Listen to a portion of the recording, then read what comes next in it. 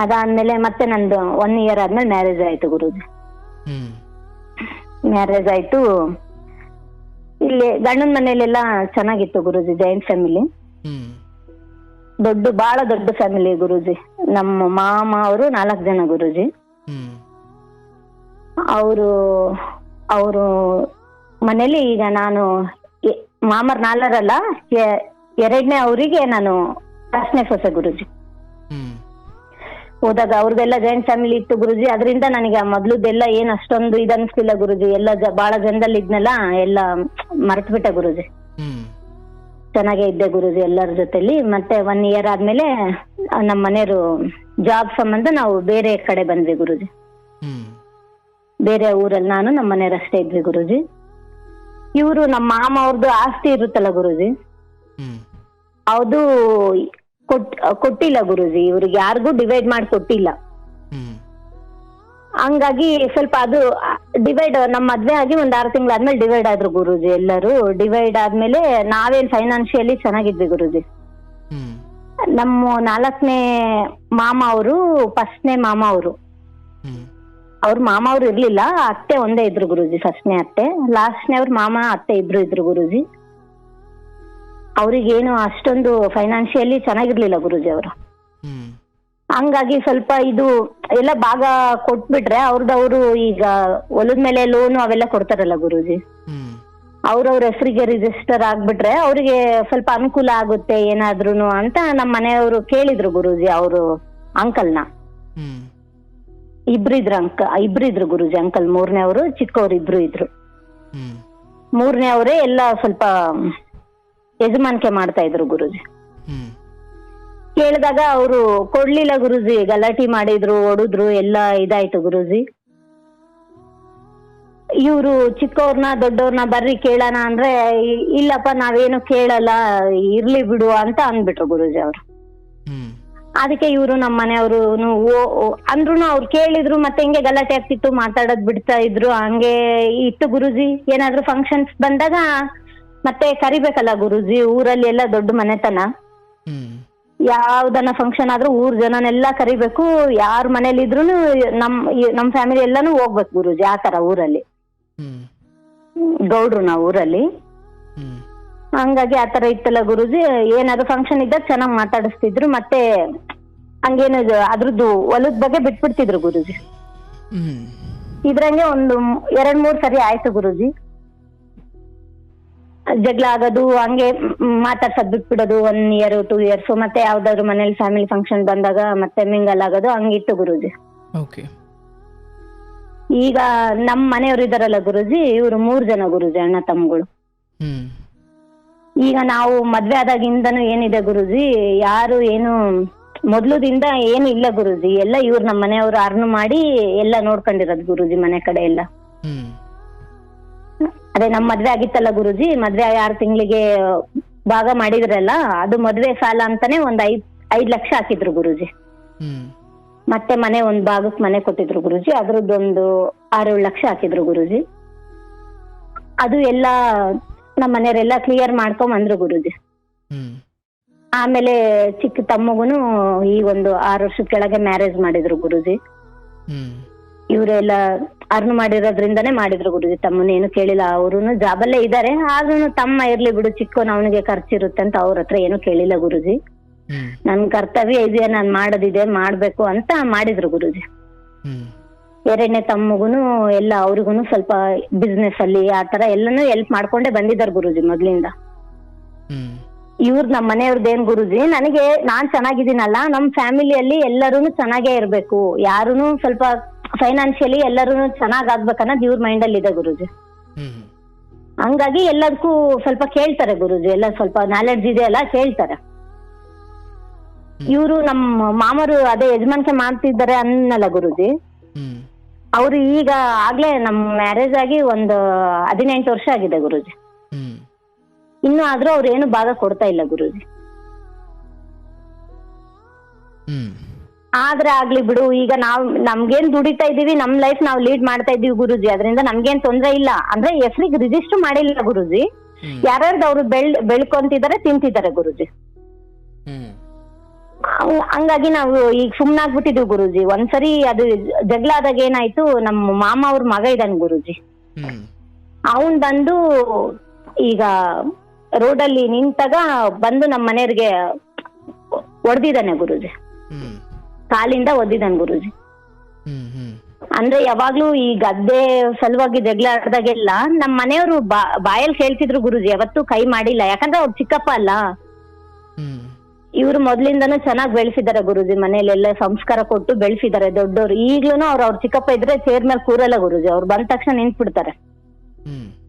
ಆತರ ಎಲ್ಲ ಬೆಳ್ದ್ ಬಂದಿದಾರಲ್ಲ, ಅವನ್ ತಮ್ಮ ಬಂದು ಕಾಲಿಂದ ಒದ್ದಿದ್ದಾನ ಗುರುಜಿ. ಹಂಗಾಗಿ ಅದು ನಮ್ಮ ಮನೆಯವರಿಗೆ ಬಹಳ ಪೇನ್ ಆಗ್ಬಿಡ್ತು ಗುರುಜಿ. ಊರಲ್ಲಿ ಅದು ರೋಡ್ ಅಲ್ಲಿ ನಿಂತಾಗ ಎಲ್ಲರೂ ಇರ್ತಾರಲ್ಲ ಗುರುಜಿ, ದೇವಸ್ಥಾನದ ಮುಂದ್ಗಡೆ ಆತರ ಮಾಡಿರೋದು.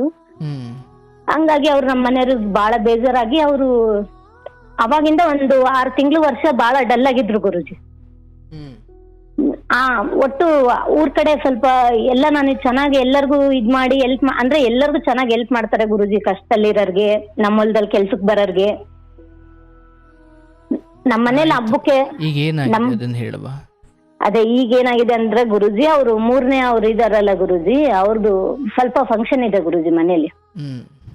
ಈಗಾಗ್ಲೇ ಅವರು ನಾವ್ ಈ ತರ ಜಗಳ ಆದ್ಮೇಲೆ ಅವರು ಮಾತಾಡ್ಸಿಲ್ಲ ಗುರುಜಿ, ನಾವು ಮಾತಾಡ್ಸಿಲ್ಲ.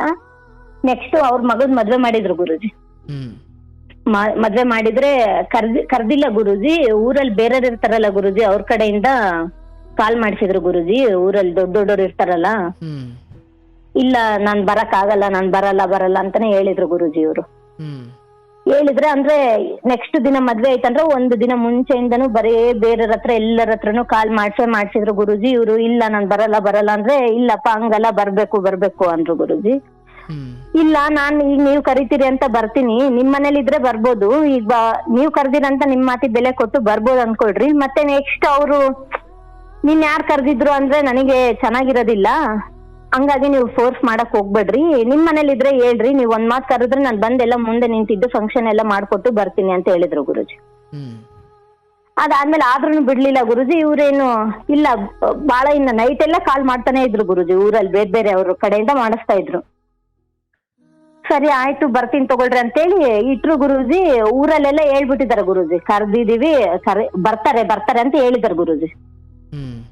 ಆದ್ರೆ ಇವ್ರು ಹೋಗ್ಲಿಲ್ಲ ಗುರುಜಿ. ಆದ್ರೂ ಅವ್ರು ಏನು ಬಂದಿಲ್ಲ ಅಂತಾನು ಕೇಳಿಲ್ಲ, ಯಾರು ಏನು ಊರಲ್ಲಿ ಅಷ್ಟೇ ಜನ ಕೇಳಿದ್ರು ಗುರುಜಿ, ಏನಪ್ಪ ನಾವ್ ಅಷ್ಟ್ ಕರೆದ್ರು ಬರ್ಲಿಲ್ಲ ಅಂದ್ರೆ, ಇಲ್ಲ ರೀ ನೀವು ಕರ್ದಿರಿ, ಅವ್ರು ಕರ್ದಿಲ್ಲ, ಅಲ್ಲಿ ಹೋದಾಗ ಮತ್ತೆ ನನ್ಗೆ ಅವಮರ್ಯಾದೆ ಚೆನ್ನಾಗಿರಲ್ಲ, ಅದಕ್ಕೆ ಬಂದಿಲ್ಲ ಅಂತ ಹೇಳಿದ್ರು ಗುರುಜಿ. ಮತ್ತೆ ನೆಕ್ಸ್ಟ್ ಇನ್ನೊಬ್ಬ ಮಗುಂದು ಮದ್ವೆ ಮಾಡಿದ್ರು ಗುರುಜಿ. ಆವಾಗ್ಲೂ ಕರ್ದಿಲ್ಲ ಗುರುಜಿ ಅವರು. ನಮ್ ಫ್ಯಾಮಿಲಿಯಿಂದ ಯಾರು ಹೋಗಿಲ್ಲ ಗುರುಜಿ ನಾವು. ಈಗ ಅದೇ ಅವ್ರ ಮನೇಲಿ ಫಂಕ್ಷನ್ ಇದೆ ಅಲ್ಲ ಗುರುಜಿ, ಈಗ ಕರಿತಾ ಇದಾರೆ ಗುರುಜಿ. ಕರಿತಾ ಇದಾರೆ, ನಮಗೆ ಹೋಗಕ್ಕೆ ಮನ್ಸಿಲ್ಲ ಗುರುಜಿ. ಅವ್ರು ಹೆಂಗ್ ಮಾಡ್ತಿದಾರ ಅಂದ್ರೆ, ನಾವು ಇಷ್ಟು ದಿನ ಮಾತಾಡ್ಸಿಲ್ಲಲ್ಲ ಗುರುಜಿ, ಈಗ ಅವ್ರು ಫೋರ್ಸ್ಫುಲಿ ಬಂದು ನಮ್ಮನ್ನ ಮಾತಾಡ್ಸೋದು ಆತರ ಮಾಡ್ತಿದಾರೆ ಗುರುಜಿ. ಅಂದ್ರೆ ಅವ್ರಿಗೆ ನಮ್ಮ ಮೇಲೇನು ಒಳ್ಳೆ ಅಭಿಪ್ರಾಯ ಏನಿಲ್ಲ ಗುರುಜಿ. ಇವ್ರು ಚೆನ್ನಾಗಿರ್ಲಿ ಅಂತ ಇಲ್ಲ ಗುರುಜಿ. ಇವರೆಲ್ಲ ಅನುಕೂಲವಾಗಿದಾರಲ್ಲ ಅಂತ ಅವ್ರಿಗೆ ನಮ್ಮ ಮೇಲೆ ಸ್ವಲ್ಪ ಜಲಸೆ ಇದೆ ಗುರುಜಿ. ಆದ್ರೂನು ಊರಲ್ಲೆಲ್ಲ ಕೇಳ್ತಾರಲ್ಲ ಅನ್ನೋ ಇದಕ್ಕೆ ಕರಿಬೇಕು.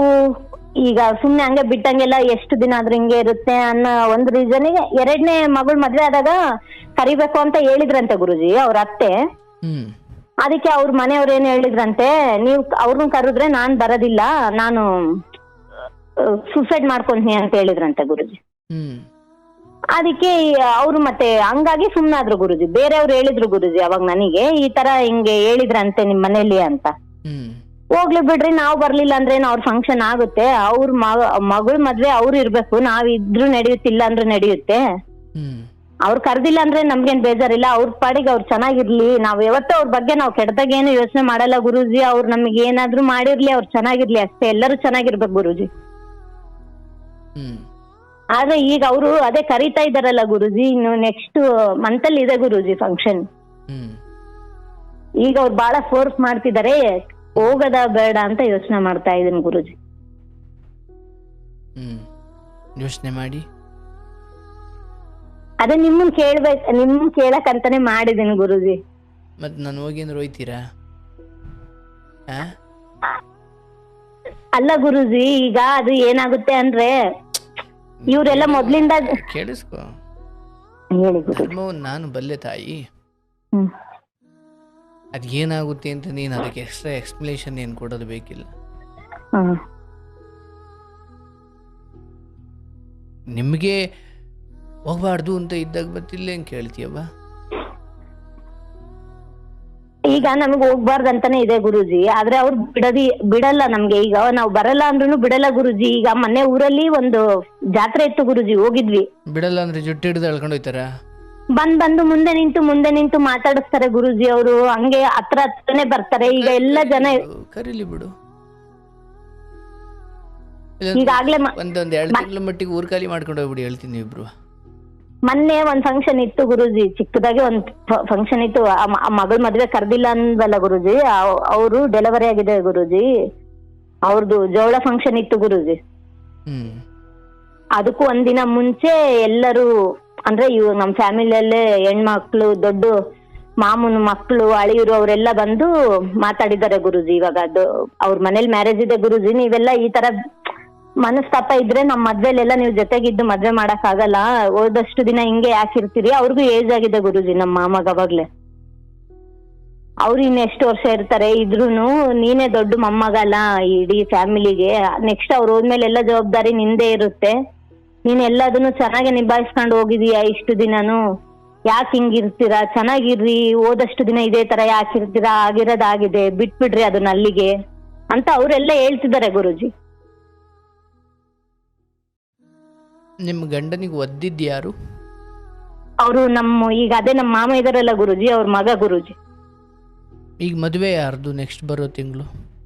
ನೆಕ್ಸ್ಟ್ ಬರೋದು ಈಗ ನಮ್ ದೊಡ್ಡ ಮಾಮನ ಮಗಂದು ಗುರುಜಿ.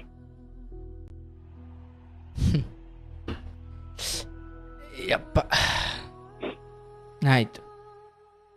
ಈಗ ನಾನು ಅಂದ್ರೆ ಈ ಅಲ್ಲ ಗುರುಜಿ, ಊರಲ್ಲಿ ಹೆಂಗಿದೆ ಅಂದ್ರೆ ಗುರುಜಿ, ಜನಕ್ಕೆಲ್ಲ ಅವ್ರು ಏನಾದ್ರು ಜಗಳ ಆಗಿರ್ಲಿ ಈಗ ನಮ್ ಪಡಿಗೆ ನಾವಿರ್ತೀವಿ, ಅವ್ರ ಪಡಿಗೆ ಅವ್ರು ಇರ್ತಾರಲ್ಲ ಗುರುಜಿ. ಆದ್ರೂನು ಕ್ವಶನ್ ಮಾಡಿ ಕೇಳ್ತಾರೆ ಗುರುಜಿ ಎಲ್ಲರೂ. ಆಯ್ತಪ್ಪ, ಈಗ ನಾನು ಹೇಳೋದು ಕೇಳಿಸ್ಕೊಂಡಿದ್ದೀನಿ ಇಷ್ಟೊತ್ತು. ಆಯ್ತು ಗುರುಜಿ.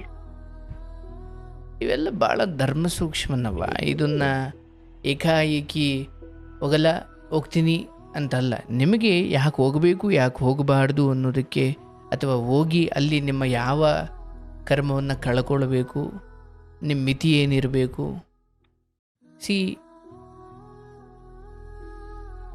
ಏನೋ ಒಂದು ಸಮಾರಂಭ ನಡೆದ್ರೆ 1 ದಿನ ನಡಿಬೋದು, 2 ದಿನ ನಡಿಬೋದು, ಹೌದಲ್ಲ? ಹೌದು ಗುರುಜಿ. ಆ 2 ದಿನ ಹೋಗಿರೋಕ್ಕಾಗದೇ ಇದ್ರು ಕೆಲವು ಶುಭ ಸಂದರ್ಭಗಳಲ್ಲಿ ಒಂದು 10 ನಿಮಿಷ 20 ನಿಮಿಷ ಹೋಗಿದ್ದು ಬರಲಿಕ್ಕೆ ಏನು ತೊಂದರೆ ಇಲ್ಲ. ನೋಡುವ, ತುಂಬ ಅಡ್ಡಗೋಡೆ ಮೇಲೆ ದೀಪ ಇಡ್ಲಿಕ್ಕೆ ಹೋಗಲ್ಲ. ಈ ವಿಚಾರದಲ್ಲಿ ಯಾರು ನಿಮಗೆ ಅನ್ಯಾಯ ಮಾಡಿದ್ರು, ಯಾರು ನಿಮ್ಮನ್ನು ಒದ್ರು, ಯಾರು ನಿಮಗೆ ದೌರ್ಜನ್ಯ ಮಾಡಿದ್ರು, ಅದನ್ನು ಕರ್ಮಕ್ಕೆ ಬಿಡಿ. ಆದರೆ ಈ ವಿಚಾರದಲ್ಲಿ ಕರೆದಿದ್ದಾರೆ, ಹೋಗ್ತೀರಿ. ಆ ಮುಹೂರ್ತ ಟೈಮ್ಗೋ ದಾರಿ ಟೈಮ್ಗೋ ಹೋಗಿ ಒಂದು 10 ನಿಮಿಷ ಇದ್ದು ಆಶೀರ್ವಾದ ಮಾಡಿ ನಿಮ್ಮ ಪಾಡಿ ನೀವು ಬರ್ತೀರಿ. ಇದು ಯಾವುದೋ ವ್ಯವಹಾರ ಅಲ್ಲ. ಆ್ಯಂಡ್ ಆ ಮನೆ ಹೆಣ್ಣುಮಗಳ ಸಂಗತಿ ಅದು, ಹೌದಲ್ಲ? ಹೌದು ಗುರುಜಿ. ಆ ಮನೆಯ ಹೆಣ್ಣು ಮಗಳ ಮಗಳು ಅಂತ ಹೇಳ್ತಿದ್ದೀರಿ. ಇಲ್ಲಿ ಧರ್ಮ ಸೂಕ್ಷ್ಮ ಏನಿದೆ ಅಂದರೆ, ನಿನ್ನ ಗಂಡ ನೀನು ಹೊಲದ ಜಗಳ, ಮನೆಯ ಜಗಳ, ರಸ್ತೆ ಜಗಳ, ಆ ಜಗಳ ಈ ಜಗಳ ಇದನ್ನು ತರಂಗಿಲ್ಲ ಇಲ್ಲಿ. ಅದನ್ನೇನು ಆ ಕಡೆ ಹೋರಾಡ್ಕೊ. ಆದರೆ ಇಂತಹ ಸೂಕ್ಷ್ಮ ಪರಿಸ್ಥಿತಿಗಳಲ್ಲಿ ಇಲ್ಲ, ನಾನು ಹೋಗಲ್ಲ ಹಾಗಂತ ನೀವು ಸ್ವಾಭಿಮಾನ ಬಿಟ್ಬಿಡಿ ಅಂತ ಹೇಳ್ತಿಲ್ಲ, ಅಥವಾ ನೀವು ಅಲ್ಲಿಗೆ ಹೋದ ಮಾತ್ರ ಸ್ವಾಭಿಮಾನ ಬಿಟ್ಟರೆ ಇನ್ನೂ ಅರ್ಥವೂ ಅಲ್ಲ. ಆದರೆ ಯಾವುದನ್ನು ನಾನು ಈ ಸಮಯದಲ್ಲಿ ಮತ್ತಷ್ಟು ದ್ವೇಷಕ್ಕೆ ನಾನು ದಾರಿ ಮಾಡಿಕೊಡ್ತಾ ಹೋದರೆ ಮುಂದೆ ಮನೆತನಗಳು ಅದನ್ನು ಅನುಭವಿಸಬೇಕಾಗುತ್ತೆ.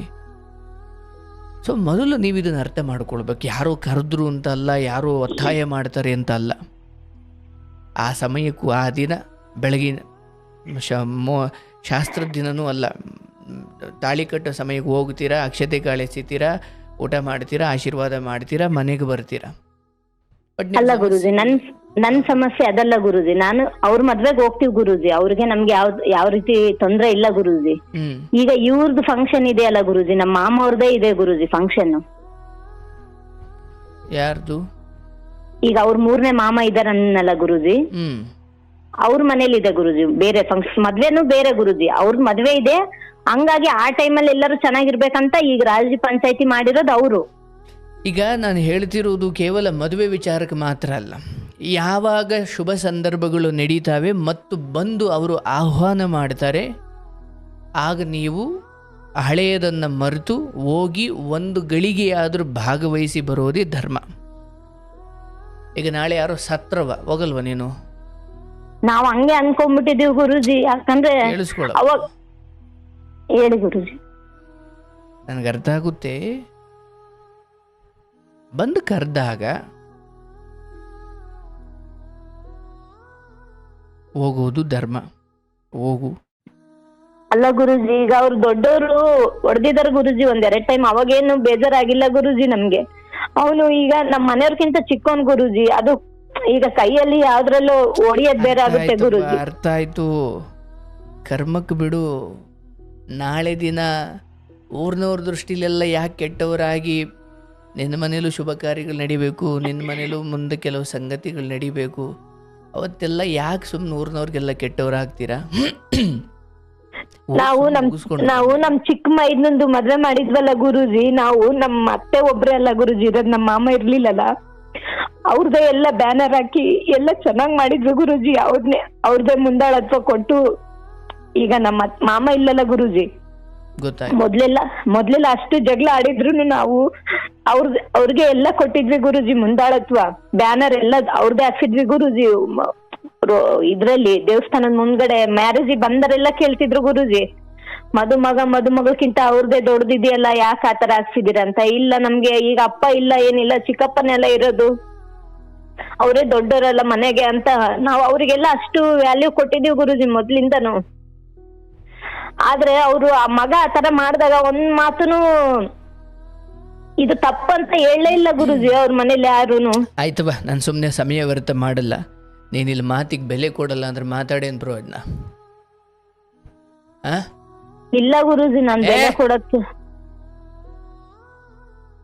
ಹೋಗಿ ಸಾಧಿಸು. ಮುಂದೊಂದು ಕಾಲ ಬರುತ್ತೆ, ಇದರ ಪ್ರತಿಫಲವನ್ನು ನೀನು ನೋಡ್ತೀಯ.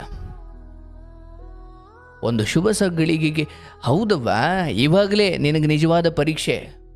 ಮುಂದೆ ಹೆಂಗೆ ಹಿಂದೆ ಎಲ್ಲ ಚೆನ್ನಾಗಿತ್ತಲ್ಲ ಅದೆಲ್ಲ ಪರೀಕ್ಷೆ. ಇದು ಶಾಪಗಳು ಉಳ್ಕೊಂಡ್ಬಿಡ್ತವೆ. ಹೋಗು, 1-2 ಅಕ್ಷತೆ ಕಾಳು ಹಾಕಬಾ.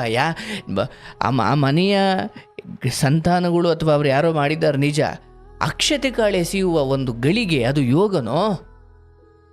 ಆದ್ರೆ ನನ್ ಮನ್ಸಲ್ಲಿ ಒಳ್ಳೇದೇ ಇರಲ್ಲ ಗುರುಜಿ, ಅವ್ರ ಬಗ್ಗೆ ಒಳ್ಳೇದು ಇರ್ಲಾರ್ದಲ್ಲೇ. ಕೇಳಿಸ್ಕೊ, ನಿನ್ನ ಮನ್ಸಲ್ಲಿ ಒಳ್ಳೇದು ಇಲ್ಲದೆ ಇರೋದು, ನೀನು ಒಂದು ಯಾವುದೋ ಆಸ್ತಿ ವಿಚಾರ ಬಂದಾಗ ಅಲ್ಲೆಲ್ಲೋ ಒಂದು ಕಡೆ ಸಾಧಿಸು, ವ್ಯವಹಾರದಲ್ಲಿ ಸಾಧಿಸು, ಇದರಲ್ಲ. ಹೋಗಿ ಎರಡು ನಿಮಿಷ 1-2 ಅಕ್ಷತೆ ಕಾಳ ಎಷ್ಟು ಬರೋದು ಅರ್ಧಷ್ಟು ವಿಷಯ ಇಟ್ಕೊಂಡಿದೀಯ ಅಂದ್ರೆ ಬಿಡು ಓಲಿ. ಅವ್ರೆಲ್ಲರಿಗೂ ಕೆಟ್ಟದೇ ಮಾಡಿದಾರೆ ಗುರುಜಿ, ಅವ್ರ ಮೇಲೆ ಒಳ್ಳೆ ಅಭಿಪ್ರಾಯನೇ ನಮ್ಮ ಮನಸ್ಸಲ್ಲಿ ಇಲ್ಲ ಅಂದಾಗ ಅವ್ರ ಹತ್ರ ಯಾಕೆ ಹೋಗ್ಬೇಕು ನಾವು? ಈಗ ಯಾರು ಮದುವೆ ಆಗ್ತಿದ್ದಾರಲ್ಲ ಆ ಜೀವ ನಿನ್ಗೇನ್ ಮಾಡಿದೆ? ಏನ್ ಮಾಡಿದ್ಯಪ್ಪ? ನಿನಗೆ ನಾನು ಅದನ್ನ ಬಿಡಿಸಿ ಹೇಳೋಕೆ ಹೋಗಲ್ಲ. ಬಾ, ನಿಂದೇನಿದೆ ನಿನ್ ಸಾಧಿಸು. ನಾನು ಸುಮ್ಮನೆ ಮಾತಾಡಿ ನಾನು ಕೆಟ್ಟವನಾಗ್ಲಿಕ್ಕೆ ತಯಾರಿಲ್ಲ. ನಿನಗೇನ್ ಬಂದಿತ್ತು ಅದು ಮಾಡಿ. ಇಲ್ಲ ಗುರುಜಿ, ನೀವೇನ್ ಹೇಳಿದ್ರೆ ನಾನು ಅದನ್ನೇ ಫೈನಲ್ ಮಾಡ್ತೀನಿ. ನನ್ನ ದೃಷ್ಟಿಯಲ್ಲಿ ನೀನಲ್ಲ, ಈ ಪರಿಸ್ಥಿತಿ ನನಗೆ ಒದಗಿ ಬಂದ್ರು, ನನಗೆ ಅನ್ಯಾಯ ಮಾಡಿ ನನ್ನ ಮೇಲೆ ಕೈ ಮಾಡಿ ನನಗೇನೋ ಅನ್ಯಾಯ ಮಾಡಿದ ಮನೆಯ ಮಗುವಿನ ಮದುವೆಯೋ ಇನ್ನೇನೋ ಶುಭಗಳಿಗೆ ಆರೈಸುವ ಅವಕಾಶ ನನಗೆ ಅವ್ರು ಕೊಟ್ಟರು ಅಂದರೆ ನಾನು ಹೋಗ್ತೀನಿ. 2 ನಿಮಿಷ ಇರೋದಾಗಲಿ ಅಕ್ಷತೆಗಳು ಹಾಕ್ತೀನಿ, ನನ್ನ ಪಾಡಿಗೆ ನಾನು ಬರ್ತೀನಿ. ಅಲ್ಲಿ ನಾನು ನನ್ನ ದೊಡ್ಡತನ ಅಥವಾ ಅಲ್ಲಿ ನಾನು ನನ್ನ ದ್ವೇಷವನ್ನು ಕಾಪಾಡಿಕೊಳ್ಳ. ಅವನು ಯಾರೋ ದೊಡ್ಡವರು ಅಥವಾ ಅವ್ರು ಯಾರೋ ಏನೋ ಒಂದು ಮರಿ ಕರೆದು ಊಟ ಕರೆದ್ರು ನಾನು ಹೋಗಲ್ಲ. ಅಥವಾ ಅವ್ರ ಮನೇಲಿ ಏನೋ ಒಂದು ಹಬ್ಬ, ನಾನು ಹೋಗಲ್ಲ. ಬಟ್ ಯಾರ್ದೋ ಮನೆಯ ಹುಡುಗ ಆಡಿ ಬೆಳೆದಿರ್ತಾರೆ, ನಿಮ್ಮ ಸುತ್ತಮುತ್ತನೇ ಇರ್ತಾರೆ, ಈ ಮುಂದೆ ನೀವು ಅವ್ರಿಗೆಲ್ಲ ಒಳ್ಳೇದು ಮಾಡಿರ್ತೀರಿ, ಏನೋ ಒಂದು ಆಗಿರ್ಬೋದು. ಶುಭಗಳಿಗೆ ಮತ್ತು ಸೂತಕ ಇವೆರಡು ಗಳಿಗೆಯಲ್ಲಿ ಸೂತಕಕ್ಕೆ ಕರೆಯದೇ ಹೋಗಿ ತೊಂದರೆ ಇಲ್ಲ, ಶುಭ ಗಳಿಗೆಗೆ ಕರೆದ್ರೆ ಹೋಗಿ ಬರಬೇಕು. ಅದರಿಂದ ಆಚೆಗೆ ನೀವು ಅವ್ರ ಮನೇದು ನಿಮಗೆ ಕೊಡಲ್ಲ, ನಿಮ್ಮ ಮನೇದು ಅವ್ರಿಗೆ ಕೊಡಲ್ಲ, ಅದಾದ ಬೆಳಿಗ್ಗೆ ಮತ್ತೆ ನಿಮ್ಮ ಜೀವನ ನೀವು ಅವ್ರ ಜೀವನ ಅವ್ರದ್ದು, ಹೌದಲ್ಲವಾ? ಹೌದು ಗುರುಜಿ. ಅದು ಕೇವಲ ಅದೊಂದು 5 ನಿಮಿಷದ ಕತೆ ಇದು. ಹೋಗ್ತೀಯಾ, ಯಾರು ನಿನ್ನ ಬಗ್ಗೆ ಏನು ಮಾತಾಡ್ಕೊಳ್ತಾವ್ರೆ, ನೋಡು ಅವಾಗ ಬಂದಿರಲಿಲ್ಲ ಈಗ ಬಂದ್ಬಿಟ್ಲು, ನೋಡು ಕರ್ದಟಿಗೆ ಬಂದ್ಬಿಟ್ಟು, ಯಾರು ಏನು ಮಾತಾಡ್ಕೊಳ್ ಬೇಡ. ಏನು ಹೋಗ್ತೀಯಾ ನಗುಮುಖದಿಂದ. ನೀನು ಈಗ ಒಂದು ಮಾತು ಬಳಸ್ದೆ, ನನಗೆ ಅವ್ರ ಬಗ್ಗೆ ಒಳ್ಳೆಯ ಅಭಿಪ್ರಾಯ ಇಲ್ಲ, ನಾನೇನು ವಿಷ ಅಥವಾ ಈಗ ಒಂದು ಹಾವು ಕಚ್ಚಿದ್ದ ಮನುಷ್ಯನಿಗೆ ಎಲ್ಲ ಹಾವು ಕಚ್ಚಿದೆಯೋ ಅದರ ಆ ಭಾಗಕ್ಕೆ ಅಥವಾ ಅಲ್ಲಿ ವಿಷ ಮೈಗೆಲ್ಲ ಹತ್ತದಂಗೆ ಕಾಪಾಡಿಕೊಳ್ತಾರೆ. ಯಾಕಂದರೆ ಮೈಗೆಲ್ಲ ಹತ್ತಿದ್ರೆ ಒಂದು ಬೇಗ ಸತ್ತೋಯ್ತಾನೆ ಅಂತ. ನಿನಗೆ ಎಲ್ಲಿ ನೋವಾಗಿದೆಯೋ, ಯಾರಿಂದ ನೋವಾಗಿದೆಯೋ ಆ ವ್ಯಕ್ತಿಯ ಕುರಿತಾಗಿ ನೀವು ಅಂತರ ಕಾಪಾಡ್ಕೊಳ್ಳಿ, ಅಂಥವನನ್ನು ದೂರ ಇಡಿ, ಅವನನ್ನು ಕೆರ ಬಿಡೋ ಜಾಗದಲ್ಲಿ ಬಿಡಿ, ನಿಜ. ಬಟ್ ಅದು ಒಂದು ಇಡೀ ಆಚರಣೆಗಳಿಗೆ, ಮನೆತನಗಳಿಗೆ ಅಥವಾ ಅವ್ರ ಮಕ್ಕಳು ಮದುವೆಗಳು ಅಂದರೆ ಇಡೀ ದೇಹಕ್ಕೆ ಆವರಿಸುವುದಕ್ಕೆ ಬಿಡೋದಿದೆಯಲ್ಲ, ಅದು ಸಾವು. ಅದು ಅವನ ಮದುವೆಗೆ ಹೋಗ್ಬಿಡಿ. ಈ ಸಮಯದಲ್ಲಿ ನೀವು ನಿಮ್ಮ ಒಳಗಡೆ ಬೇಯ್ತಾ ಇರುವ ಅಥವಾ ಆ ಅಗ್ನಿ, ಆ ಕೋಪ, ಆ ತಾಪ, ಹೌದು ನಿಮ್ಮ ಗಂಡನಿಗೆ ಹಂಗೆ ಯಾರೋ ಹೊಡೆದಾಗ ಅಥವಾ ಹಂಗೆ ಯಾರೋ ಅನ್ಯಾಯ ಮಾಡಿದಾಗ, ಹಂಗೆ ಯಾರೋ ಸಜ್ಜನ ಮನುಷ್ಯನಿಗೆ ಹಿಂಸೆ ಕೊಟ್ಟಾಗ ಅದು ನಿನಗೆ ದೊಡ್ಡ ದುಃಖವೇ. ಹೌದು, ನಾನು ಹೇಳಿದ ಅವರು ಅಲ್ಲ ಗುರುಜಿ, ಅವ್ರೊಂದು 6-7 ತಿಂಗಳು ಗುರುಜಿ ನಾನು ಕಣ್ಣಾರೆ ನೋಡಿದ್ದೀನಿ ಗುರುಜಿ. ಅವ್ರ ನೈಟ್ ಎಲ್ಲ ನಿದ್ದೆನೆ ಮಾಡಿಲ್ಲ ಗುರುಜಿ, ಬೆಳಗ್ಗೆ 3 ಗಂಟೆಗೆ ಎದ್ದು ಕೂರ್ತಿದ್ರು ಗುರುಜಿ. ಅರ್ಥ ಆಗುತ್ತವ್ವ. ಆದ್ರೆ ಅಂಥ ದೊಡ್ಡ ಮನುಷ್ಯರಿಗೆ ಆ ಎಲ್ಲ ದುಃಖವನ್ನ ಸಹನೆ ಮಾಡೋ ಶಕ್ತಿ ಕೊಟ್ಟಿರುತ್ತೆ. ಬರ್ದಿಟ್ಕೋ. ಅಂದ್ರೆ ಮೊದಲು ಗುರುಜಿ ಇವರು ಹೇಳಿ ಗುರುಜಿ, ಯಾರು ಅಂತಹ ಒಳ್ಳೆಯ ವ್ಯಕ್ತಿಗಳಿಗೆ ಕಾಲಿನಿಂದ ಅಥವಾ ಯಾವುದೇ ರೀತಿಯಲ್ಲಿ ಹಲ್ಲೆ ಮಾಡುವ ಪ್ರಯತ್ನ ಮಾಡ್ತಾರೆ, ಅವರ ಯಾರ ಜೀವನವೂ ಕೂಡ ಸುಖಮಯವಾಗಿರುವುದಿಲ್ಲ. ಅದು ಶಾಪವಲ್ಲ, ಅದು ಪ್ರಕೃತಿಯ ನಿಯಮ. ಆದರೆ ನಿಮ್ಮ ಗಂಡನ ದೊಡ್ಡ ಮನಸ್ಸು, ಅವರೆಲ್ಲರಿಗೂ ಒಳ್ಳೆಯದೇ ಬಯಸಿದ್ದಾರೆ. ನೀನು ಯಾಕೆ ಸುಮ್ಮನೆ ಅದ್ರ ಬಗ್ಗೆ ಯೋಚನೆ ಮಾಡಿ ವಿಷ ತುಂಬಿಕೊಳ್ತಿ? ಆತ ಒದ್ದದ್ದು ಒಂದು ಗಳಿಗೆ ಆದರೆ ಆ ಒದ್ದದ್ದರ ಪರಿಣಾಮ ಜೀವನ ಪೂರ್ತಿ ಅನುಭವಿಸುವ ದೊಡ್ಡ ಪಾಪ ಅದು. ಇಲ್ಲ ಗುರುಜಿ, ಅದಾದ್ಮೇಲೆ ನಮ್ಮ ಮನೆಯವರು ಬಹಳ ಚೇಂಜ್ ಆಗಿದ್ದಾರೆ ಗುರುಜಿ. ಮೊದ್ಲು ಕ್ವಶನ್ ಮಾಡಿ ಕೇಳ್ತಿದ್ರಲ್ಲ ಗುರುಜಿ ಅವ್ರನ್ನ, ಈಗ ಕೊಡ್ರಿ ಎಲ್ಲರಿಗೂನು, ಈಗ ನೀವಿರೋ ಅಷ್ಟೊತ್ತಿಗೆ ಎಲ್ಲರಿಗೂ ಮಾಡಿಸ್ಬೇಕಂತ ಕೇಳ್ತಿದ್ರಲ್ಲ ಗುರುಜಿ, ಈಗ ಕೇಳ್ತಾನೆ ಇಲ್ಲ ಗುರುಜಿ. ಅವ್ರು ಮಾಡಿಸ್ಕೊಡ್ತೀವಿ ಬರ್ರಿ ಅಂತ ಬೇರೆ ಬೇರೆ ಅವ್ರ ಕಡೆಯಿಂದ ಎಲ್ಲ ಹೇಳ್ತಿದಾರೆ ಗುರುಜಿ. ಆದ್ರೆ ಇವ್ರು ನನಗೆ ಏನು ಬೇಡ, ನನಗ್ ಬೇಡ, ನಂದು ಇಷ್ಟು ದುಡ್ದು ಎಲ್ಲ ಮಾಡ್ಕೊಂಡಿನಿ, ನನಗೆ ಅದ್ರದ್ದೇನು ಅವಶ್ಯಕತೆ ಇರ್ಲಿಲ್ಲ, ಬೇರೆಯವ್ರಿಗೆ ಇರ್ಲಾರ್ದವ್ರಿಗೆ ಅದ್ರಿಂದ ಅನುಕೂಲ ಆಗುತ್ತಂತ ನಾನು ಕೇಳಿದ್ದು. ಈಗ ನನಗೆ ಅದ್ರ ಅವಶ್ಯಕತೆ ನೀವು ಮಾಡ್ರಿ, ನನಗೇನ್ ಬರುತ್ತೋ ಅದನ್ನ ಮಾಡ್ರಿ, ನಾನ್ ಬಂದ್ ಸೈನ್ ಮಾಡ್ತೀನಿ ಅಷ್ಟೇ, ಆದ್ರೆ ನನ್ನ ಕರಿಬೇಡ್ರಿ ಅಂತ ಈಗ ಬಹಳ ಚೇಂಜ್ ಆಗಿದ್ದಾರೆ ಗುರುಜಿ. ನಿಮ್ಮದ್ ಬಂದಾಗ ನೀವು ಸ್ವೀಕಾರ ಮಾಡಿ, ಅದು ಬಿಟ್ಟು ಎಲ್ರೂ ಉಸಾಬರಿ ತಗೊಳಕ್ ಹೋದ ಕೆಲವೊಮ್ಮೆ ಹಿಂಗಾಗುತ್ತೆ. ತೊಂದರೆ ಇಲ್ಲ, ಹಾಗಂತ ಅದು ತಪ್ಪು ಅಂತ ನಾನು ಹೇಳಲ್ಲವ. ಹೋಗು, ಅಕ್ಷತೆ ಕಾಳಾಕು, ಆಶೀರ್ವಾದ ಮಾಡು, ನಿನ್ನ ಮನೆಗೆ ಬಂದು ನೀನು ನಿನ್ನ ಜೀವನ ನೀನು ಕಟ್ಟಿಕೊಂಡಿದೀಯ, ನೀನು ದುಡಿತೀಯ, ನೀನು ತಿಂತೀಯ. ನಾಳೆ ದಿನ ಶುಭ ಸಮಾರಂಭಗಳಿಗೆ ಅಥವಾ ಮದುವೆ ಕರೆದುಕೊಂಡು ಬರಲಿಲ್ಲ, ನಿಮ್ಮ ಒಳಗಿನ ಕೋಪ ಯಾರಿಗೂ ಅರ್ಥ ಆಗಲ್ಲವ. ಮುಂದೆ ಒಂದಷ್ಟು ಗಳಿಗೆಗಳು ಬಂದಾಗ, ನಿಮ್ಮ ಮಕ್ಕಳ ಕಾಲಕ್ಕೆಲ್ಲ ಬಂದಾಗ ಅವತ್ತಿಗೆ ಇವೆಲ್ಲ ಹಾಗೆ ಉಳಿದು ಬಿಡ್ತಾವೆ. ದೊಡ್ಡ ಮನಸ್ಸು ಮಾಡಿ ಹೋಗಿ, ಯಾಕಂದರೆ ಸಾಧಿಸೋದ್ರಿಂದ ಏನು ಬರಲ್ಲವ. ಆ್ಯಂಡ್ ಯಾರು ಒದ್ದರೂ ಅದಕ್ಕೆ ವಿಧಿಯೇ ಒದೆಯುತ್ತೆ. ನೀನು ಅದಕ್ಕೆ ಹೆಚ್ಚು ದುಃಖ ಪಡೋದು ಬೇಡ. ವಧಿಸಿಕೊಂಡವರೇ ದೊಡ್ಡವರಾದರು, ಒದ್ದವರು ಚಿಕ್ಕವರಾಗಿದ್ದಾರೆ. ಅದು ಗೊತ್ತಾಗ್ಲಿಕ್ಕೆ ಸ್ವಲ್ಪ ತಡವಬೇಕಷ್ಟೇ, ಸ್ವಲ್ಪ ಸಮಯ ಬೇಕು. ಅದ್ರ ಬಗ್ಗೆ ತುಂಬ ದುಃಖ ಬೇಡ. ಕರ್ಮಕ್ಕೆ ಎಲ್ಲವನ್ನು ಬಿಡು, ಹೋಗು, ಅಕ್ಷತೆಗಾಳಾಕು, ಒಳ್ಳೆ ಮನಸ್ಸಿನಿಂದ ಹಾರೈಸು. ಒಂದು ಕಡೆ ಕಚ್ಚಿರುವ ಹಾವಿನ ವಿಷ ಮೈ ತುಂಬ ಹರಡದಂತೆ ನೋಡಿಕೊಳ್ಳೋದು ದೊಡ್ಡವರಾಗಿ ನಿಮ್ಮ ಜವಾಬ್ದಾರಿ. ಒಬ್ಬ ಯಾರೋ ಮಾಡಿದ್ದಾನೆ ತಪ್ಪು, ಅದನ್ನು ಅವ್ರು ಯಾರು ಕೇಳದೇ ಇರ್ಬೋದು, ನಿನ್ನ ಗಂಡಂಗೆ ನ್ಯಾಯ ಕೊಡಿಸದೇ ಇರ್ಬೋದು, ಪರವಾಗಿಲ್ಲ. ಯಾರು ಕಚ್ಚಿದ್ದಾನೋ ಅವರು ಅದನ್ನು ಅನುಭವಿಸ್ಕೊಳ್ತಾನೆ. ಆದರೆ ಇದನ್ನು ಎಲ್ಲದಕ್ಕೂ ತೇಪೆ ಹಚ್ಚೋದಕ್ಕೆ ಹೋದರೆ ಒಂದು ದಿನ ನೀವೆಲ್ಲ ದುಡ್ದಿರ್ಬೋದು, ಸಂಪಾದನೆ ಮಾಡಿರ್ಬೋದವ, ಸಂಬಂಧಗಳು ಒಂದರಿಂದೊಂದು ಎಲ್ಲ ಒಂದು ಕಡೆ ಕತ್ಲಾಗ್ಬಿಡುತ್ತೆ. ಯಾವ ಹಣವು ನಮ್ಮನ್ನು ಕಾಪಾಡದೇ ಇರೋ ಸ್ಥಿತಿಗೆ ಬಂದುಬಿಡ್ತೀವಿ. ಹಾಗಾಗಿ ಇದು ಒಂದನ್ನೇ ಎಲ್ಲ ಹತ್ತಕ್ಕೂ ಬಳಸಬೇಡ. ಯಾರು ಒದ್ದಿದ್ದಾನೆ, ಯಾರ ಮನೆಯವನ ಆ ಹುಡುಗ, ಆ ಮನೆ ತಂದೆಯಿಂದ ಸ್ವಲ್ಪ ದೂರ ಇರಿ. ಅದು ಬಿಟ್ಟರೆ ಉಳಿದವರನ್ನ ಮಾತಾಡ್ಸಕ್ಕೆ ಬಂದರೆ ಮಾತಾಡಿಸಿ. ಬೇರೆ ಎಲ್ಲರನ್ನು ಮಾತಾಡಿಸ್ತೀವಿ ಗುರುಜಿ, ಎಲ್ಲರದು ಅವ್ರು ಕರ್ದಿಲ್ಲ ಅಂದ್ರೂ ಹೋಗ್ತೀವಿ ಗುರುಜಿ, ಹೋಗಿ ಎಲ್ಲ ಮಾಡ್ಕೊಟ್ಟು ಎಲ್ಲ ಮಾಡಿ ಬರ್ತೀವಿ ಗುರುಜಿ. ಅವ್ರು ಕರ್ದಿಲ್ಲ ಅಂದವ್ರದ್ದು ಮಾತ್ರ ಹೋಗಿಲ್ಲ ಗುರುಜಿ. ಯಾವ್ದಾದ್ರು ಅಷ್ಟೇನಮ್ಮ, ಈಗ ಆ ಮನೆಯವರು ಅಷ್ಟೇ, ಕರೆದ್ರ ಹೋಗಿ 5 ನಿಮಿಷ ಇದ್ದು ಬರೋದು. ಅದರ ಅರ್ಥ ನಾವು ಹಳೇದು ಮರೆತು ಬಿಟ್ಟಿದ್ದೀವಿ ಅಥವಾ ನಿಮಗೆ ನಾವು ಶರಣಾಗ್ಬಿಟ್ಟಿದ್ದೀವಿ ಅಂತಲ್ಲ. ಒಬ್ಬರಿಗೆ ಅಕ್ಷತೆ ಕಾಳು ಹಾಕುವ, ಹಾರೈಸುವ ಅವಕಾಶ ಇದೆಯಲ್ಲ, ಅದು ಒಂದು ಸತ್ಯನಾರಾಯಣ ಪೂಜೆಯಲ್ಲಿ ಭಾಗವಹಿಸಿದಂತೆ. ತಪ್ಪಿಸ್ಕೊಳ್ಳಿಕ್ಕೆ ನಿಮಗೊಂದು ಕಾರಣ ಇರ್ಬೋದವ್ವ, ಆದರೆ ಅವ್ರು ಮತ್ತೆ ಮದುವೆ ಆಯ್ತಾರ? ಇಲ್ಲ ಗುರುಜಿ, ನನಗೆ ಆ ಜಾಗಕ್ಕೆ ಹೋದ್ರೇನೆ ನನಗೆ ದುಃಖ ಆಗ್ಬಿಡುತ್ತೆ ಗುರುಜಿ, ನನಗೆ ಕಂಟ್ರೋಲ್ ಮಾಡಕ್ ಆಗಲ್ಲ ಗುರುಜಿ. ಆ ದುಃಖವನ್ನ ಸಹನೆ ಮಾಡಿ ಒಳ್ಳೇದು ಹಾರೈಸಿ ಬರೋದೇ ನಿನಗಿರೋ ದೊಡ್ಡ ಪರೀಕ್ಷೆ. ಅದರಲ್ಲಿ ನೀನು ಸೋತೆ ಅಂದರೆ ಅದರ ಫಲವನ್ನು ನೀನು ಮುಂದೆ ನೋಡ್ತೀಯ. ಯಾವುದನ್ನು ಯಾವ ಮಿತಿಯಲ್ಲಿ, ಯಾವ ವ್ಯಾಪ್ತಿಯಲ್ಲಿ ಹೋರಾಟ ಅಥವಾ ಪ್ರತಿಭಟನೆ ಮಾಡಬೇಕಿತ್ತೋ ಅದನ್ನು ಮೀರಿ ಅದು ತೀರಾ ಶುಭಗಳಿಗೆವರೆಗೂ ಬಂದು ನಿಲ್ಲುತ್ತೆ ಆ ಪ್ರತಿಭಟನೆ ಎಂದಾಗ ನಿನ್ನ ಮನೆಯಲ್ಲೂ ನಡಿಬೇಕಲ್ಲವ ಶುಭಗಳಿಗೆ. ಈಗ ಆದ್ರೆ ಅವರು 2-3 ಎಷ್ಟೊಂದು ಫಂಕ್ಷನ್ ಬಿಟ್ಟು ಮಾಡ್ಬಿಟ್ಟಿದ್ದಾರೆ ಗುರುಜಿ, ಒಂದ್ 5-6 ವರ್ಷದಿಂದನು. ಅಲ್ಲಿ ಯಾಕೆ ಹೋಗಿಲ್ಲ? ಕರ್ದಿಲ್ಲ, ಹೋಗಿಲ್ಲ. ಅದೇ ಹೇಳ್ತಾರೆ ಗುರುಜಿ ಎಲ್ಲರೂ. ಈಗ ಕರ್ದಿದಾರಲ್ಲ ಹೋಗ್ರಿ. ವ್ಯತ್ಯಾಸ ಇಷ್ಟೇ, ಕರ್ದಿದ್ದಾರೆ ಅಂತ ಅಲ್ಲಿ ಒಂದ್ ಲೈನ್ ಹೇಳಿದ್ರಿಂದ ನಾನು ವಿವರಣೆ ಕೊಟ್ಟೆ ಹೊರತು ಇಲ್ಲ ನಾನೇ ಕೊಡ್ತಿದ್ದೆ. ಹೌದು ಗುರುಜಿ.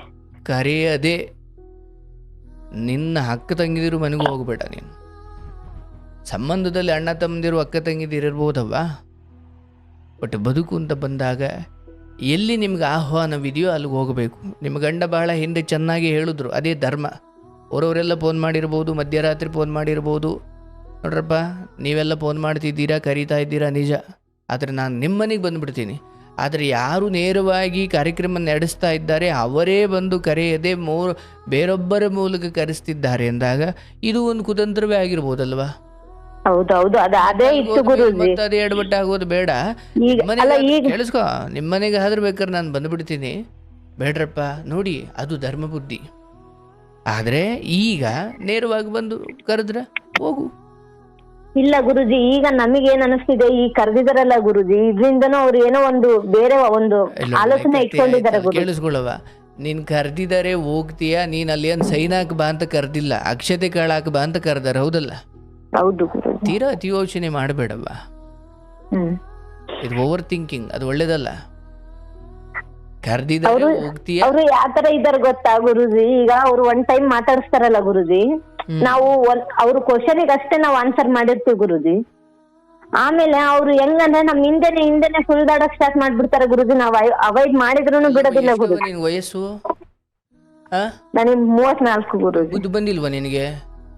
ಅವ್ರಿಗೆ ಏನಾರು ಮಾಡ್ಲಿ, ಅಕ್ಷತೆ ಕೇಳಾಗ ನಿನ್ ಮನೆಗೆ ಬಾರವ್ವ ಅಂದ್ರೆ ಏನು ಎಷ್ಟು ಮಾತಾಡ್ತೀವ ನೀನು? ಹಿಂದಿಂದೆ ಬಂದು ಆಸ್ತಿ ಬರ್ಸ್ಕತ್ತವ್ರ?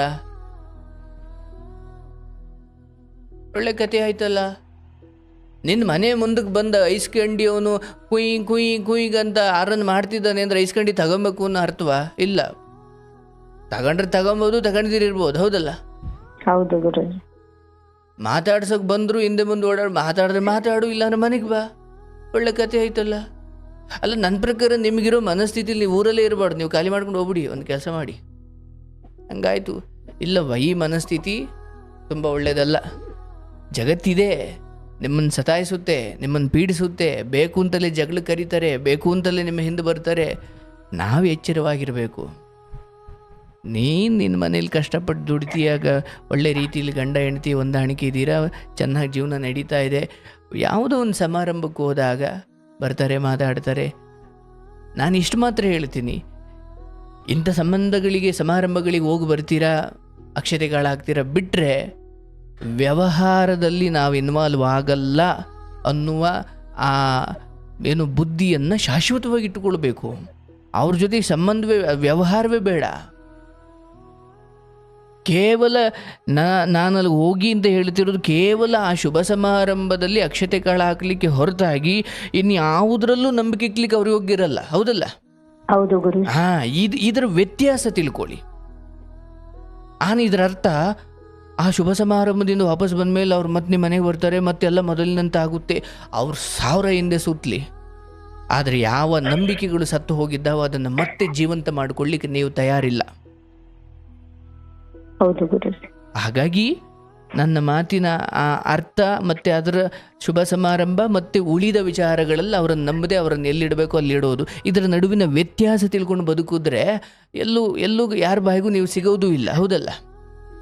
ಇಲ್ಲ ಕಣ, ಅವ್ರು ದೊಡ್ಡ ಮನಸ್ಸು ಮಾಡಿ ಅವತ್ತು ಕರೆದಿದ್ದಕ್ಕೆ ಬಂದರು, ಇವನ್ನ ಬೀದಿಯಲ್ಲಿ ಅವನು ಒದ್ರೂ ಕೂಡ ಚಿಕ್ಕವನಾಗಿ ದೊಡ್ಡವನಿಗೆ ಒದ್ರೂ ಕೂಡ ಅವನು ಅದನ್ನು ತಲೆಯಲ್ಲಿ ಇಟ್ಕೊಳ್ಳದೆ ಅಥವಾ ಮನಸ್ಸಲ್ಲಿ ಇಟ್ಕೊಳ್ಳದೆ ಅದನ್ನು ಬಂದು ಆಶೀರ್ವಾದ ಮಾಡಿದ ಅಂದ್ಕೊಂಡ್ರು. ಮುಂದೊಂದು ಕಾಲ ಬರುತ್ತೆ, ಈಗ ನೀವು ಹೋಗೋದಿದೆಯಲ್ಲ, ಮುಂದೊಂದು ಕಾಲ ಬಂದಾಗ ನಿಮಗೆ ಅದು ಫಲ ನೀಡುತ್ತೆ, ಅಥವಾ ಕೆಲವು ವಿಚಾರಗಳಲ್ಲಿ ಅದು ನಿಮ್ಮ ಪರ ಇರುತ್ತೆ. ಆದರೆ ಅದರ ಅರ್ಥ ಉಳಿದ ವ್ಯವಹಾರಗಳು ಕೊಡೋದು ತಗೊಳ್ಳೋದೆಲ್ಲ ಶುರು ಮಾಡಿಕೊಳ್ಳಿ ಅಂತ ಅಲ್ಲ. ಅದಕ್ಕೆ ಸಾಧ್ಯವೇ ಇಲ್ಲ. ನಿಮ್ಮ ಸ್ವಾಭಿಮಾನವನ್ನು ಅಲ್ಲಿ ಅವಶ್ಯವಾಗಿ ಮುಂದುವರಿಸಿ. ಬಟ್ ಇಲ್ಲಿ ಮಗಳು ಯಾರೋ ಮನೆ ಮಗಳಿದ್ದಾಳ, ಅವ್ರ ಮಗಳು ಮದುವೆನೇ ಆಗಿರ್ಬೋದು, ಈತನ ಮನೆ ಮದುವೆನೇ ಆಗಿರ್ಬೋದು, ಅಥವಾ ಈತನ ಮನೆಯಲ್ಲಿ ಕರೆದಿದ್ದಾರೆ, ಹೋಗ್ತೀರಾ ಬರ್ತೀರಾ, ಅದು ಬಿಟ್ಟರೆ ಹೆಚ್ಚು ಮಾತುಕತೆ ಬೇಡ. ಅದು ಯಾವತ್ತೋ ಮುಗಿದೋಯ್ತು, ಹೌದಲ್ಲ? ಹೌದು ಗುರು. ನಿನ್ನ ಮನೇಲಿ ಇದ್ದಾಗ ನಾಳೆ ದಿನ ನೀನು ಕರಿಬೇಕಾಗುತ್ತೆ. ಅದು ಯಾರ್ದೋ ಮೂಲಕ ಅಲ್ಲ, ನೀನೇ ಹೋಗಿ ಕರಿತೀಯ, ಅದೇ ನೀನು ದೊಡ್ಡ ಗುಣ. ಅವತ್ತು ಅವರು ಒಲ್ಲದ ಮನಸ್ಸಿನಲ್ಲೋ ಅಥವಾ ಒಪ್ಪು ಮನಸ್ಸಿನಲ್ಲೋ ಬಂದು ಆಶೀರ್ವಾದ ಮಾಡಬೇಕಂದ್ರೆ ನೀನು ಹೋಗ್ಬೇಕಲ್ಲ. ಅದಕ್ಕೆ ತಾಯಿ ನಾನು ಹೇಳೋದು, ಜಗಳಗಳಿಗೂ ಅಥವಾ ಅದಕ್ಕೊಂದು ಮಿತಿ ಇರುತ್ತೆ, ಅದನ್ನು ದಾಟು ಹೋಗಬಾರ್ದು. ಆಯ್ತು, ನಾವು ಕೋರ್ಟಲ್ಲಿ ನೋಡ್ಕೊಳ್ಳೋ ಅನ್ಕೊಣ, ಆಯಿತು, ಕೋರ್ಟಲ್ಲಿ ಹೋರಾಡಿ ಮನೆಯ ಯಾವುದೋ ಸಮಾರಂಭಗಳು ಬಂದಾಗ ಆಯಿತು, ತೀರಾ ಮುಕ್ತ ಮನಸ್ಸಿನಿಂದ ಅಲ್ಲದೆ ಹೋದರೂ ಭಾಗವಹಿಸಿ ಒಬ್ರಿಗೊಬ್ಬರು ನೆರವಾಗುವುದು ಮುಖ್ಯವಾಗುತ್ತೆ. ಅಷ್ಟು ಮಾಡುವ, ಮುಂದೆ ಅದರ ಫಲವನ್ನು ಖಂಡಿತ ನೀನು ಒಳ್ಳೆಯದಾಗ ನೋಡ್ತೀಯ. ಸುಮ್ಮನೆ ಅದನ್ನು ಸಾಧಿಸೋಕೆ ಹೋಗಬೇಡ. ಉಳಿದ ವಿಚಾರಗಳಲ್ಲಿ ನೀವು ಅವ್ರನ್ನ ಬಿಟ್ಟು ಬದುಕ್ತಾ ಇದ್ದೀರಾ, ಬದುಕಿ, ತೊಂದರೆ ಇಲ್ಲ, ಮತ್ತು ಅದಕ್ಕೆ ಅವರು ಯೋಗ್ಯರು ಅಲ್ಲ. ಆದರೆ ಈ ವಿಚಾರದಲ್ಲಿ ನೀನು ಹೋಗಿ ನಿನ್ನ ಗಂಡನಿಗೆ ಸಮಾಧಾನ ಹೇಳ್ಕೊಂಡು, ಇಲ್ಲ ರೀ ಹೋಗಿ ಬರೋಣ, ಕರೆದಿದ್ದಾರೆ, ನಾಳೆ ದಿನ ಮತ್ತೆ ಇನ್ನೇನೋ ಕೆಲವು ಮಾತುಗಳು ಬರೋದು ಬೇಡ, ಹೋಗೋಣ, ಆಶೀರ್ವಾದ ಮಾಡೋಣ, ಒಂದೆರಡು ನಗು ಮುಖದಿಂದ ಎಲ್ಲರನ್ನ ಮಾತಾಡಿಸೋಣ, ಬರೋಣ. ಕೆಲವೊಮ್ಮೆ ನಾಟಕ ಮಾಡಬೇಕವಾ? ಅದೇ ಬೇಜಾರಾಗುತ್ತೆ ಗುರುಜಿ, ನನಗೆ ನಾಟಕ ಮಾಡಕ್ ಇಷ್ಟ ಆಗಲ್ಲ ಗುರುಜಿ. ನಾಟಕ ಜೀವನದಲ್ಲಿ ಆ ಅಕ್ಷತೆ ಕಾಳು ಹಾಕೋದು ನಿನ್ನ ಹೃದಯದಿಂದ ಆಗಬೇಕು, ಅದು ನಾಟಕ ಆಗಬಾರ್ದು. ಆಶೀರ್ವಾದ ಹೃದಯದಿಂದ ಆಗಬೇಕು. ಅದರಿಂದ ಆಚೆ ಈ ಎಲ್ಲ ಮುಖವಾಡಗಳ ಸಂಬಂಧಿಕರಿದ್ದಾರಲ್ಲ, ಅಲ್ಲಿ ನಾಟಕ ಆಡಬೇಕು. 10 ನಿಮಿಷ ಬಂದೆ, ಈಗ ಬಂದ್ರ, ಚೆನ್ನಾಗಿದ್ದೀರಾ, ಆಯ್ತು ರೀ, ಹೊರಡಂದ್ರಿ, ಅಲ್ಲಿ ಕೆಲಸ ಐತೆ, ಹಸ ಕಟ್ ಹಾಕಿಲ್ಲ, ದನ ಕಟ್ ಹಾಕಿಲ್ಲ, ಏನೋ ನೆಪಾಳ್ಗೆ ಬಂದ್ಬಿಡ್ಬೇಕು. ಅದು ನಾಟಕ. ಅಕ್ಷತೆ ಕಾಳು ನಾಟಕ ಆಗಬಾರ್ದು, ಆಶೀರ್ವಾದ ನಾಟಕ ಆಗಬಾರ್ದು. ಆಯ್ತು ಗುರುಜಿ, ಒಳ್ಳೇದಾಗಲ್ಲವ ನಿನಗೆ, ಶುಭವಾಗಲಿ. ಮತ್ತೆ ಗುರುಜಿ, ನಾನು ನಿಮ್ ಪ್ರೋಗ್ರಾಮ್ 3 ತಿಂಗಳಿಂದ ನೋಡ್ತಿದ್ದೀನಿ ಅಂತ ಹೇಳಿದ್ನಲ್ಲ ಗುರುಜಿ, ಬಹಳ ತಿಳ್ಕೊಂಡಿದ್ದೀನಿ ಗುರುಜಿ. ಅದರಿಂದ ನಾನು ಬಹಳ ಚೆನ್ನಾಗಿ ನಡೆಸ್ಕೊಡ್ತೀರಾ ನೀವು ಪ್ರೋಗ್ರಾಮು. ಇರ್ಲವ್ವ, ಪಾಪ ನೋಡಿ, ನೀವು ಇಷ್ಟು ಹಿರಿಯರಿದ್ದೀರಿ.